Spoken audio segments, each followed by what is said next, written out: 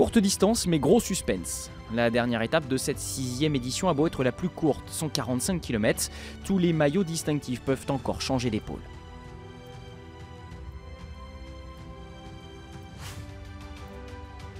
Le profil de l'étape revêt encore plus d'importance dès lors. Il propose aux 107 rescapés de rallier Alta a déjà vu l'étape en 2014 en escaladant le Thomas Bakken Summit, une côte de 600 mètres à 6% de pente moyenne. Le tout à 4 reprises dans un circuit final qui décidera probablement du sort de l'épreuve.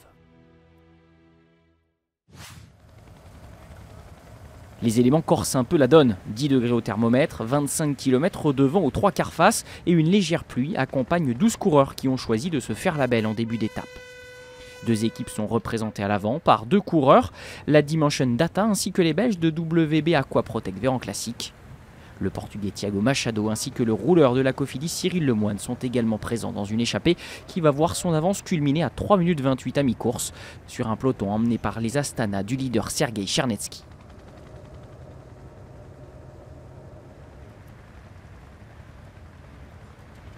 La course-poursuite qui se joue à 45 km/h de moyenne est magnifiée par des paysages extraordinaires et une météo dantesque. Absente aux avant-postes, l'équipe Direct Energy se mêle à la chasse alors que les fuyards possèdent toujours quelques 2 minutes 30 d'avance à l'entrée du circuit final à 38 km de l'arrivée. Skierping puis Machado passant tour à tour en tête au sommet du Thomas Bakken lors des 2 premières ascensions de ce dernier. Une incertitude est levée. Sindre Lunke est assuré de conserver le maillot saumon de meilleur grimpeur. Le nœud de l'intrigue n'est lui pas dévoilé, d'autant que le peloton est désormais visible dans le rétroviseur des hommes de tête, lesquels ne possèdent plus que 43 secondes d'avance lors du 2e passage sur la ligne. Le dernier tour est fatal à l'échappée, trop d'équipes sont liguées à l'arrière pour remporter un dernier bouquet. Pendant que Sergei Chernetsky, bien au chaud dans le peloton, s'assure la victoire finale, Nicolas Roche lance le sprint de loin. Mais il est surclassé par Mathieu Van Der Poel.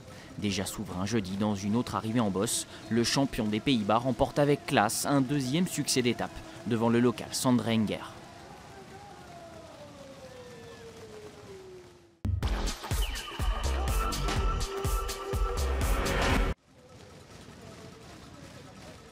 Il était venu en Norvège pour remporter une étape. Le champion des Pays-Bas en aura glané 2 et avec la manière qui plus est. Déjà vice-champion d'Europe ce mois-ci, le coureur de l'équipe Corendon Circus n'en finit plus d'impressionner. À 23 ans, il semble plus que jamais être le digne héritier de son grand-père Raymond Poulidor.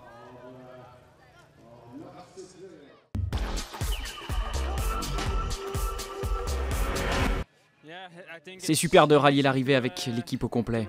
Et c'est génial pour l'esprit d'équipe que de finir avec une victoire aujourd'hui. C'était ma dernière course de l'été sur route, donc je suis vraiment content.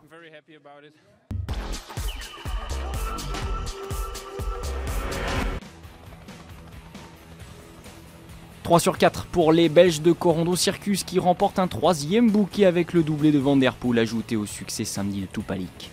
Il a fini toutes les étapes dans le top 8. Le Russe Sergei Chernetsky remporte le plus logiquement du monde sa 2e course en carrière, après le déjà nordique Tour des Fjords en 2013.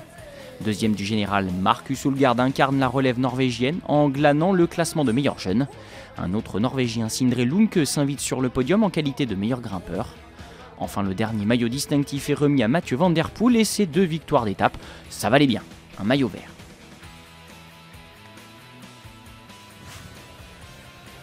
Le rideau se baisse donc sur cette 6e édition, à nouveau riche en spectacles et en cartes postales. Le prochain rendez-vous cyclisme arrive très vite, le samedi 25 août, avec le départ de la Vuelta.